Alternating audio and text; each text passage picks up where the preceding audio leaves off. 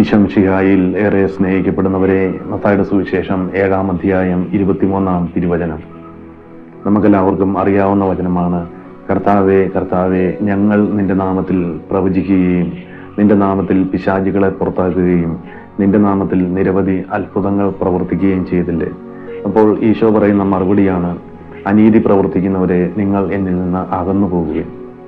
പ്രിയപ്പെട്ടവരെ, ഇന്നലെ പരിശുദ്ധാത്മാവിനെ പറ്റി ഒരു സന്ദേശം പങ്കുവച്ചപ്പോൾ ഒരു വ്യക്തി ഇങ്ങനെ ചോദിക്കുകയുണ്ടായി, പാപം ചെയ്യുമ്പോൾ പരിശുദ്ധാത്മാവിൻ്റെ വരങ്ങൾ നമ്മളിൽ പ്രവർത്തിക്കുമോ എന്ന്.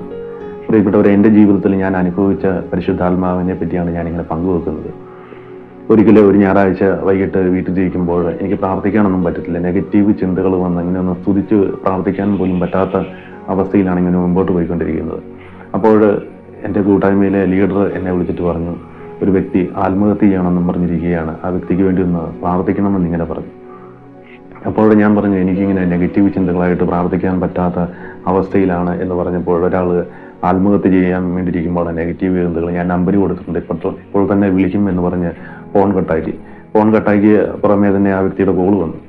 ഞാൻ ഫോൺ എടുത്തപ്പോഴേ ഈ വ്യക്തി വെങ്ങിപ്പൊട്ടി കരഞ്ഞുകൊണ്ട് പറഞ്ഞു, എൻ്റെ ഭാര്യയും മക്കളും ഒന്നും എന്നെ സ്നേഹിക്കുന്നില്ല, ഈ ഭൂമിയിൽ ആരും എന്നെ സ്നേഹിക്കാനില്ല, ദൈവവും എന്നെ ഉപേക്ഷിച്ച പോലെയാണ്, അതുകൊണ്ട് എനിക്ക് ജീവിതം മടുത്ത് ഞാൻ ആത്മഹത്യ ചെയ്യാൻ പോവുകയാണ് എന്നിങ്ങനെ പറഞ്ഞു. അപ്പോൾ ഞാൻ ചേട്ടനോട്, ചേട്ടാ വിഷമിക്കൊന്നും വേണ്ട, നമുക്ക് പ്രാർത്ഥിക്കാം എന്നിങ്ങനെ പറഞ്ഞപ്പോൾ ചേട്ടൻ വീണ്ടും പറഞ്ഞു, ഞാൻ ആത്മഹത്യ ചെയ്യാൻ പോവുകയാണ് എന്ന് പറഞ്ഞപ്പോൾ എനിക്ക് വേഗം ഇങ്ങനെ ഒരു ചിന്ത വന്നു, ആത്മഹത്യ ചെയ്യുവാണെങ്കിൽ ചേട്ടൻ അങ്ങോട്ട് ചെയ്യാൻ ഇങ്ങനെ പറയണം എന്നിങ്ങനെ ഒരു ചിന്ത വന്നപ്പോൾ പരിശുദ്ധാത്മാവ് വേഗം പറഞ്ഞു, ആ വ്യക്തിക്ക് വേണ്ടി പ്രാർത്ഥിക്കാം. ഞാൻ ആ ചേട്ടനോട് പറഞ്ഞു, നമുക്ക് കുറച്ചേരം ഒന്ന് സ്തുതിച്ചൊന്ന് പ്രാർത്ഥിക്കാം എന്നിങ്ങനെ പറഞ്ഞു. ഇങ്ങനെ സ്തുതിച്ച് പ്രാർത്ഥിക്കാൻ തുടങ്ങിയപ്പോൾ പരിശുദ്ധാത്മാവ് ഒത്തിരി സന്ദേശങ്ങൾ ഈ വ്യക്തിക്ക് വേണ്ടി വെളിപ്പെടുത്തുവാൻ തുടങ്ങി. ഒരിക്കലും അതുപോലെ ഇങ്ങനെ പരിശുദ്ധാത്മാവ് ഇതുപോലെ സന്ദേശങ്ങൾ ഇങ്ങനെ വെളിപ്പെടുത്തിയിട്ടില്ല. കാരണം ഈ വ്യക്തി അതുപോലെ നിരാശയിലേക്ക് വീണുപോയ വ്യക്തിയാണ്. ഈ വ്യക്തിയോട് ഒത്തിരി പരിശുദ്ധാത്മാവ് ഇങ്ങനെ സന്ദേശങ്ങളിലൂടെ സംസാരിച്ചപ്പോൾ ഈ വ്യക്തിക്ക് ഒത്തിരി സന്തോഷമായി. ഈ വ്യക്തിക്ക് വേണ്ടി പ്രാർത്ഥിച്ചതിന് ശേഷം ഈ വ്യക്തി പറഞ്ഞു, ഞാനിനി ഒരിക്കലും ആത്മഹത്യയെക്കുറിച്ച് ചിന്തിക്കത്തില്ല, ഞാനിനി എൻ്റെ ഈശോയ്ക്ക് വേണ്ടി ജീവിക്കും എന്ന് പറഞ്ഞു. ഈ ചേട്ടൻ ഇപ്പോൾ ഒത്തിരി മണിക്കൂറുകൾ ദിവികാരൻ്റെ സന്നിധിയിൽ നിന്ന് പ്രാർത്ഥിക്കുകയും ഇപ്പോൾ ശുശ്രൂഷയൊക്കെ ചെയ്ത് മുൻപോട്ട് പോയിക്കൊണ്ടിരിക്കുകയുമാണ്. പ്രിയപ്പെട്ടവരെ, ഞാനത് പറയുമ്പോൾ നമ്മുടെ യോഗ്യതയോ നമ്മുടെ വിശുദ്ധിയോ ഇതൊന്നും നോക്കിയിട്ടല്ല പരിശുദ്ധാത്മാവ് നമ്മളിൽ പ്രവർത്തിച്ചുകൊണ്ടിരിക്കുന്നത്.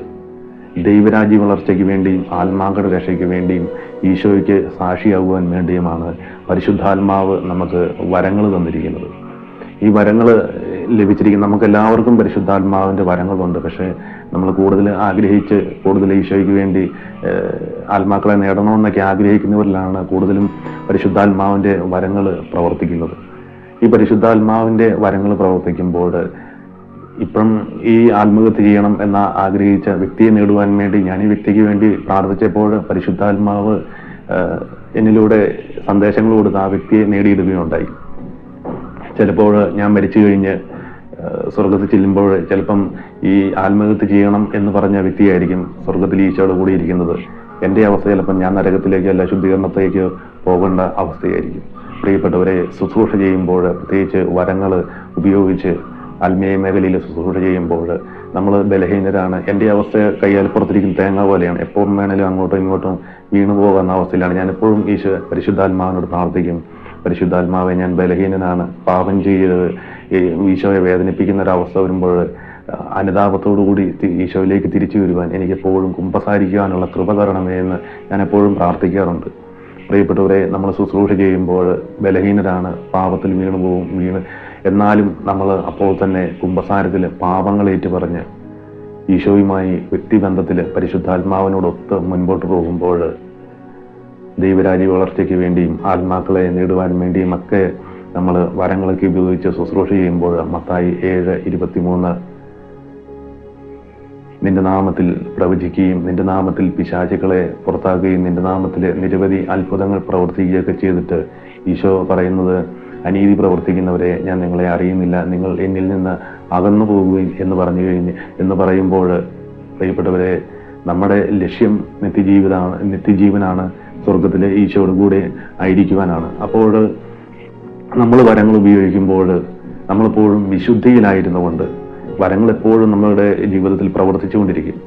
വിശുദ്ധ പൗലോസ്ലീഹ റോമാക്കാർക്ക് എഴുതിയ ലേഖനം 11-ാം അധ്യായം 29-ാം വചനത്തിൽ ഇപ്രകാരം പറയുന്നുണ്ട്: എന്തെന്നാൽ ദൈവത്തിന്റെ ദാനങ്ങളും വിളിയും പിൻവലിക്കപ്പെടാവുന്നതല്ല. നമുക്ക് കിട്ടിയ വരങ്ങളും കൃപകളും ഒന്നും നമ്മളിൽ നിന്ന് നഷ്ടപ്പെട്ടു പോകില്ല. നമ്മളെപ്പോഴും വിശുദ്ധിയിലായിരിക്കുക, ഈശോയ്ക്ക് വേണ്ടി ആത്മാക്കളെ നേടുക, ദൈവരാജ്യ വളർച്ചയ്ക്ക് വേണ്ടിയും ഈശോയ്ക്ക് സാക്ഷിയാകുവാൻ വേണ്ടിയും വരങ്ങളിലൂടെ അനേകരെ നേടിയെടുക്കുവാൻ വേണ്ടി നിങ്ങളെ ഓരോരുത്തരെയും പരിശുദ്ധാത്മാവ് ബലപ്പെടുത്തട്ടെ എന്ന് പ്രാർത്ഥിക്കുന്നു. പരിശുദ്ധാത്മാവിൻ്റെ കൃപാവരങ്ങളാൽ നിറയപ്പെട്ട് ഈശോയ്ക്ക് വേണ്ടി സാക്ഷിയാകുവാൻ അനേകരെ ആത്മാവിൻ്റെ അഭിഷേകത്താൽ നിറയ്ക്കപ്പെടട്ടെ എന്ന് പ്രാർത്ഥിക്കുന്നു. പരിശുദ്ധ അമ്മ മാതാവിൻ്റെ മധ്യസ്ഥവും വിശുദ്ധ മിഖായേൽ ദൂതൻ്റെ സംരക്ഷണവും എപ്പോഴും നമ്മൾ ഓരോരുത്തരോടും കൂടി ഉണ്ടായിരിക്കട്ടെ. Ave Maria, praise the Lord, hallelujah.